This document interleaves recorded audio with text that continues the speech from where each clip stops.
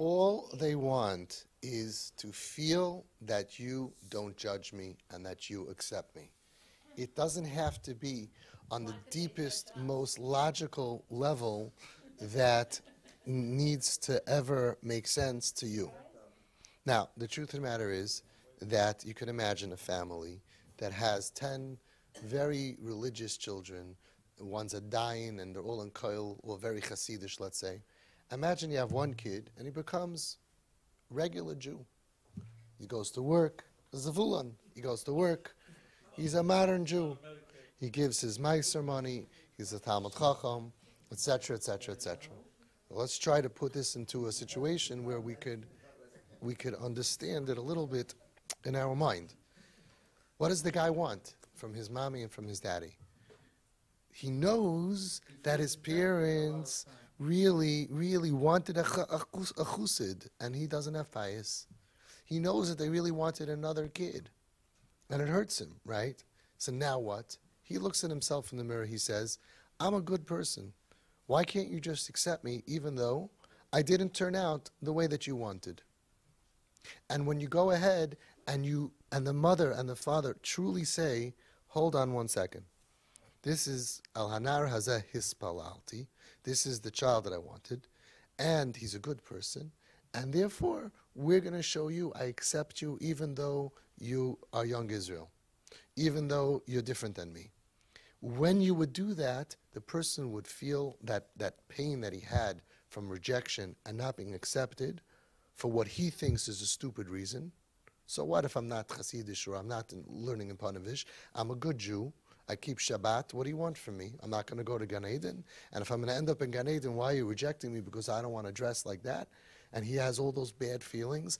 If the mother and father can not get away from Hashem, but can grow closer to Hashem, like the tzaddikim were, the Gedolim always were mekarev and said, I love you, and meant it. They weren't lying. They were able to love, like the Baal Shem Tov said. Nesiv Shalom brings down from the Baal Shem Tov, Hatzadik hagadol b'yoyser, yochel lehoiv harasha hagadol b'yoyser. The bigger the tzaddik can truly love, the bigger the rasha, and like you just said, it's true.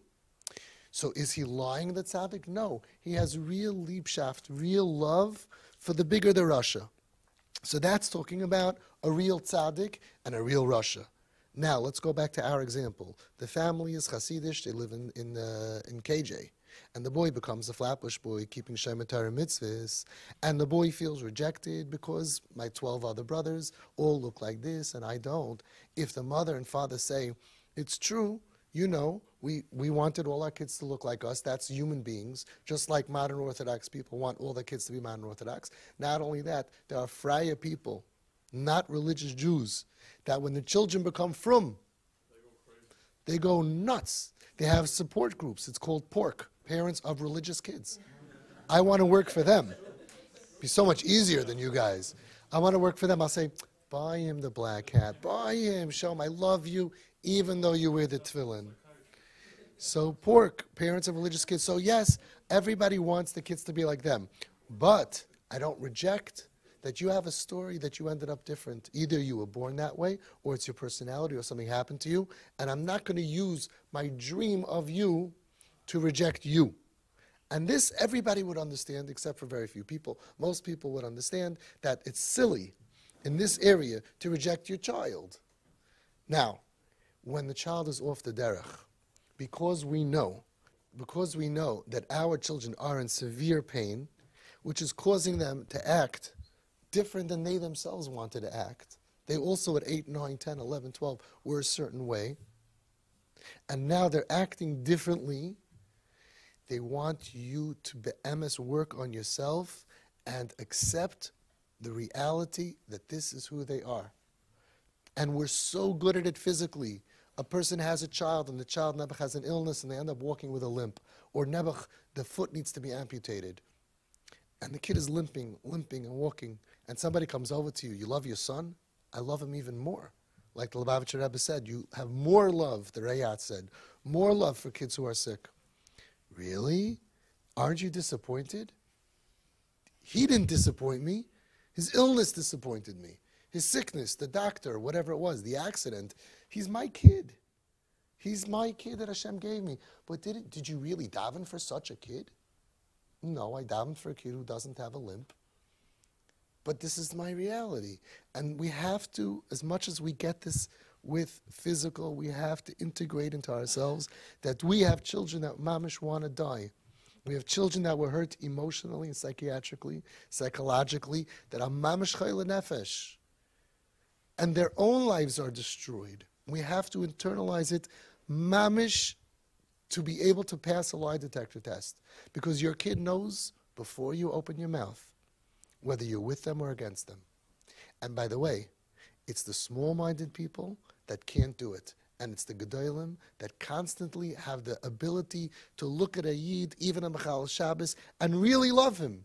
Whether it's the Rayatz or the Satmar Rebbe or the Vishnitzer Rebbe, all the Rebbes, all the Litvische, Reb Gershon, Reb Steinman, the Tzaddikim had no problem with it. There was never, I can't look at you, I can't get away from me, Kimnish Du, Gainish, Shaigitz, Goite, Shiksa, all of that is Ketanim. Ketanim, small-minded people. All the stories of Steinman says that many times a week he had people, Panavisha, Chasheva people, who came to him many times a week and said, believe me, if my child's not going to be from, I prefer that they die. And they weren't going to confess their sins. They thought he was going to give him a standing ovation. Wow, you're mamish like Avraham Avinu. Wow. You know what he said? They think that they're doing Akedas Yitzchak. The Chizuhi Akedas Yitzchak. By Akedas Yitzchak, it said you should shecht as bincha asher ahavta. Ooh, you want to kill the kid who's learning well? For Hashem's sake? That's unbelievable. It says he took all the love, Hashem took all the love in the world and put it into the love that Avram had for Yitzchak. Go kill the kid that you love. That's cool. That's a trick. But you want to kill this kid, says Rav Steinman Zatzal.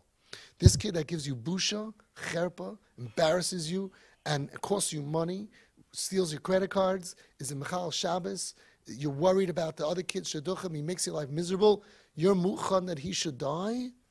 Pashat retzach haben leman kvoid ha'atzmi.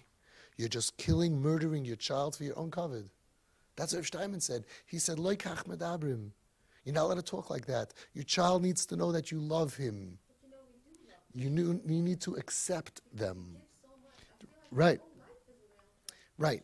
When you give and give and give and give and give, and give and give and give, you will love them. All they want is acceptance. So the shaila was, how could you really accept somebody who's deficient in character? That's the question. How could you mean it? Is this the kid that you davened for? And the answer is, if you work on yourself, you'll mean it. The Gedolim mean it. Nesiv Shalom says, when you see your child that's acting out in bad ways, Muchrachim lishloit beruach. He doesn't say control the child, like all the therapists, most of them. He doesn't say get a hold of that child and tell him, you better be home by 11:30, otherwise I'm going to lock the door, and control the child. Muchrachim lishloit beruach. In yourself. Control yourself. Ula'ayr a love. Awaken towards your child. Ahava v'chemla. Beli gvul. Awaken within yourself even more love, ahava v'chemla, mercy and love, even more than you felt towards him until now. Because that's the medicine, that's the treatment.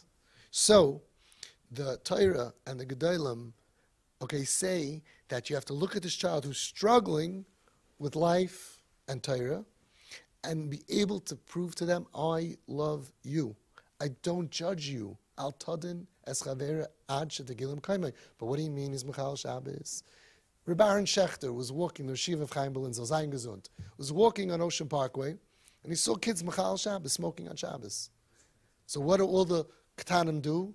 Screaming, or don't look at them, or Chil Shabbos, or really think it's funny, get out of town, we got to get the garbage out of town, somebody once said.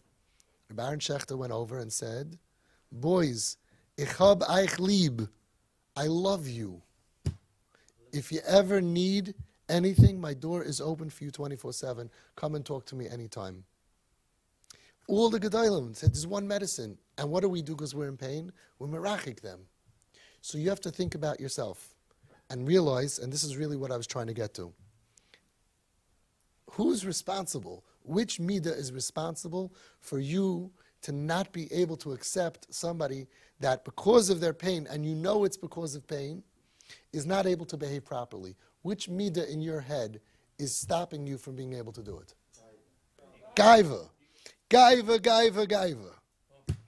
Because if you think about it, what you do to Hashem is much worse than what your kid is doing to you. In other words, Hashem is up here and you're down here. And when you sin against Hashem, it's much worse than the difference between us and our children.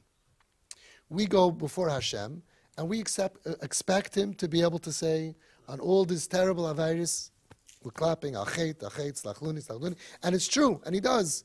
Why? Al hanar hazeh hispalalti. Did Hashem want us? No, Hashem wanted angels. So the Sfarim say no. Hashem said, I know you're human.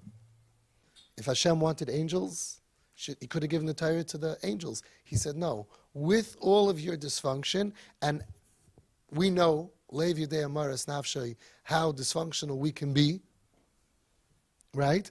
And yet, we know, Hashem, please accept us.